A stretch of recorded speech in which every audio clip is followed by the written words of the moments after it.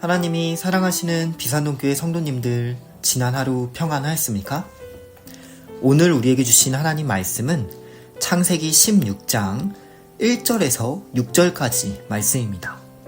하나님의 말씀을 함께 읽겠습니다. 아브람의 아내 사레는 출산하지 못하였고 그에게 한 여종이 있으니 애굽 사람이요 이름은 하갈이라. 사레가 아브람에게 이르되 여호와께서 내 출산을 허락하지 아니하셨으니 원하건대 내 여종에게 들어가라. 내가 혹 그로 말미암아 자녀를 얻을까 하노라 하매 아브람이 사레의 말을 들으니라. 아브람의 아내 사레가 그 여종 애굽 사람 하갈을 데려다가 그 남편 아브람에게 첩으로 준 때는 아브람이 가나안 땅에 거주한 지 10년 후였더라. 아브람이 하갈과 동침하였더니 하갈이 임신하매 그가 자신의 임신함을 알고 그의 여주인을 멸시한지라. 사레가 아브람에게 이르되 내가 받는 모욕은 당신이 받아야 옳도다. 내가 나의 여종을 당신의 품에 두었거늘 그가 자신의 임신함을 알고 나를 멸시하니 당신과 나 사이에 여호와께서 판단하시기를 원하노라. 아브람이 사레에게 이르되 당신의 여종은 당신의 수중에 있으니 당신의 눈에 좋을 대로 그에게 행하라 하매 사레가 하갈을 학대하였더니 하갈이 사레 앞에서 도망하였더라. 아멘. 기도하겠습니다. 선한 목자이신 하나님, 오늘도 우리에게 말씀을 허락해 주시니 감사합니다. 저희의 연약함 속에서도 신실하게 일하시는 목자이신 하나님을 의지하면서 오늘도 말씀을 따라 살아갈 수 있도록 인도하여 주시옵소서. 예수님의 이름으로 기도드립니다. 아멘.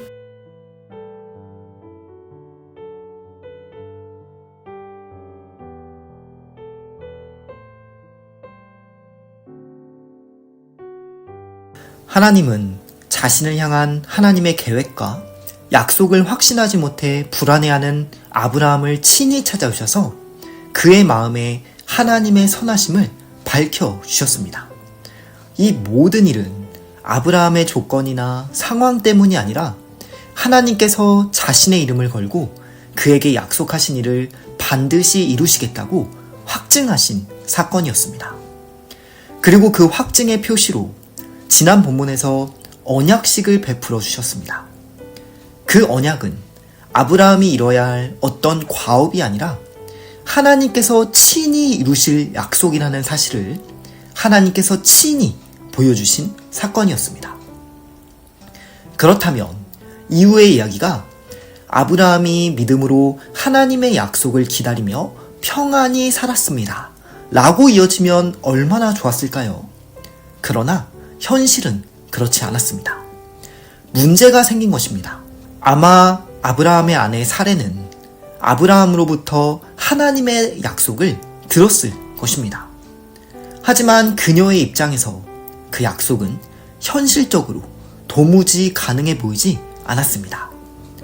오랜 시간 아이를 갖지 못했을 뿐만 아니라 이미 75세라는 나이로 인해 출산의 가능성 자체가 사라진 지 오래였던 것이죠.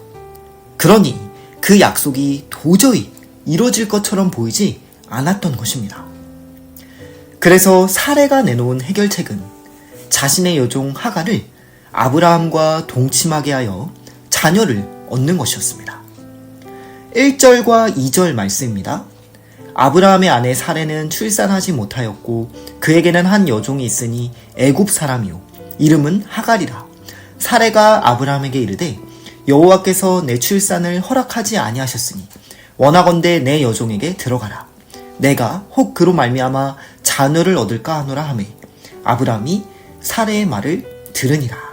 아멘. 사레는 여호와께서 내 출산을 허락하지 아니하셨으니 라고 말하고 있습니다. 하나님께서 분명 아브라함에게 네 몸에서 날 자가 상속자가 되리라 라고 말씀하셨는데 사레는 그 말씀을 자신과는 무관한 약속으로 받아들였던 것입니다. 그렇다고 해서 자손이 없이 지나간다면 하나님의 약속은 무의미해지니까 인간적인 방법으로라도 약속을 성취해 보겠다고 제안하는 것입니다. 즉, 여종 하갈을 통해서 후사를 얻자는 것이죠.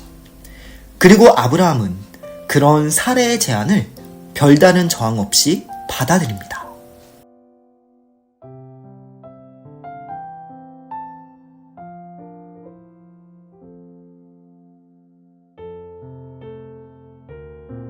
하지만 아브라함의 태도는 두 가지 중요한 문제를 드러냅니다. 첫째, 남편으로서 아내의 감정과 진심을 제대로 헤아리지 못했다는 것이고, 둘째, 무엇보다 하나님의 약속을 전적으로 신뢰하지 못한 신앙의 부족입니다. 먼저 사례의 제안은 진심이 아니었을 가능성이 있습니다. 왜냐하면 하갈이 아이를 낳았을 때 사례는 그 아이를 자신의 아들로 받아들이기는커녕 오히려 혐오하고 거절했기 때문입니다.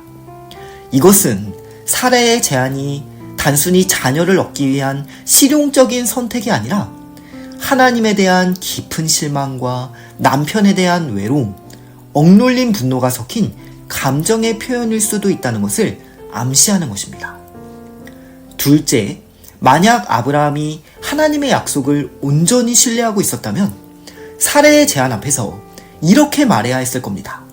여보, 하나님이 약속하셨으니 우리 함께 믿고 기다립시다. 그러나 그는 그렇게 말하지 못한 것이죠.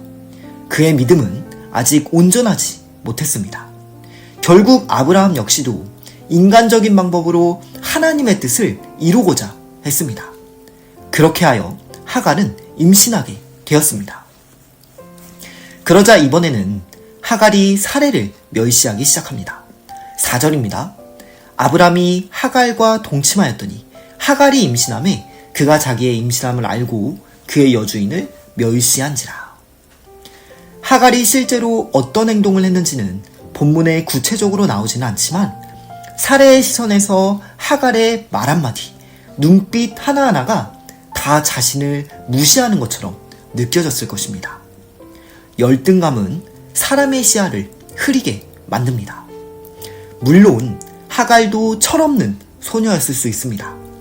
하지만 이야기의 흐름을 보면 오히려 하갈은 언제나 피해자의 입장에 가깝습니다. 하갈은 아마도 당시의 관습에 따라서 주인의 아이를 임신한 몸으로서의 대우를 기대했을 것입니다. 그러나 열등감과 상처에 사로잡힌 사례에게 하갈의 존재는 자신을 부정하는 그림자로 느껴졌을 것입니다. 결국 사례는 남편 아브라함을 향해 분노를 터뜨립니다. 5절입니다. 사례가 아브라함에게 이르되 내가 받는 모욕은 당신이 받아야 옳도다. 내가 나의 여종을 당신의 품에 두었거늘 그가 자기의 임신함을 알고 나를 멸시하니 당신과 나 사이에 여호와께서 판단하시기를 원하노라. 여기서 사례는 처음 제안을 꺼낸 사람이 자기 자신이었다는 사실을 외면하고 있습니다. 모든 책임을 아브라함에게 돌리고 있는 것이죠. 마치 아브라함이 처음 하갈을 요구했던 것처럼 말하고 있습니다. 그런데 이러한 무책임한 태도는 아브라함도 마찬가지입니다. 그는 사례가 이렇게 화를 내자 이렇게 말하면서 상황을 회피합니다. 6절입니다. 아브라함이 사례에게 이르되 당신의 여종은 당신의 수중에 있으니 당신의 눈에 좋을 대로 그에게 행하라 하매 사례가 하갈을 학대하였더니 하갈이 사례 앞에서 도망하였더라. 하갈은 자신의 아이를 뵌 임산부 아니겠습니까? 그러나 아브라함은 상황을 중재하거나 책임지지 않고 사례에게 모든 결정을 맡겨버립니다. 결국 사례의 학대를 견디다 못한 하갈은 광야로 도망치는 것이죠. 살아야 했기 때문입니다. 그러나 광야는 결코 안전한 곳이 아니었습니다. 맹수가 있고 물도 음식도 없는 곳입니다. 그러한 광야에서 절망 가운데 샘 곁에 쓰러져 있는 하갈에게 하나님의 사자가 나타납니다. 그리고 그녀의 고통을 들으셨고 그녀의 상황을 다 알고 계시며 그녀를 돌보고 계신다는 사실을 알려주십니다.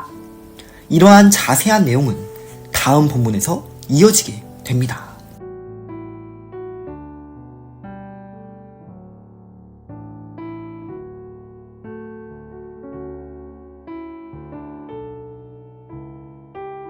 오늘의 말씀을 보면서 하나님은 믿음이 부족한 아브라함과 상처로 인해 현실을 왜곡하는 사례, 그리고 아무런 힘없이 끌려다니다 결국 도망쳐 나온 하갈의 이야기를 외면하지 않으십니다. 오히려 그들의 어그러진 선택과 상처 속에서도 하나님은 여전히 신실하게 다가오십니다. 하나님은 인간의 실수에도 불구하고 도망치지 않으시며 책임을 전가하지 않으시며 광야에서 쓰러진 여종을 주목하시고 감찰하시고 위로하시는 분이십니다. 그러므로 오늘의 본문은 단지 믿음 없는 인간의 실패담을 기록한 것이 아닙니다.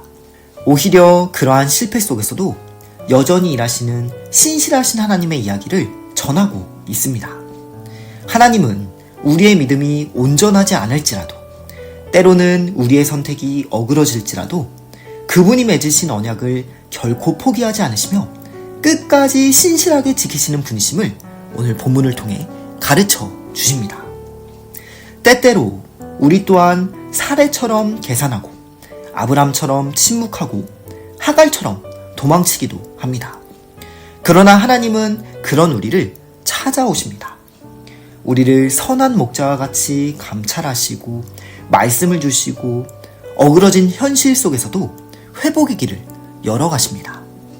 그러므로 오늘 우리에게 진정으로 필요한 것은 나에게 있는 연약함을 바라보는 것이 아니라 오늘도 우리를 향해 다가오시는 전능하신 하나님, 선한 목자와 같이 우리를 감찰하시고 우리와 맺으신 언약을 끝까지 지키시는 구원의 하나님을 바라보는 것입니다. 오늘 그러한 살아있는 믿음으로 하나님께 가까이 나아가시는 복된 한날이 되시기를 주님의 이름으로 축복합니다. 기도하겠습니다. 선한 목자가 되시는 하나님 아버지, 오늘도 우리에게 말씀을 주시고 말씀으로 일으켜 주시니 감사합니다. 때때로 우리의 믿음이 부족하고 때로는 우리의 선택도 어그러질 때에도 언약을 끝까지 지키시는 주님의 신실하심을 언제나 믿고 따를 수 있도록 인도하여 주시옵소서.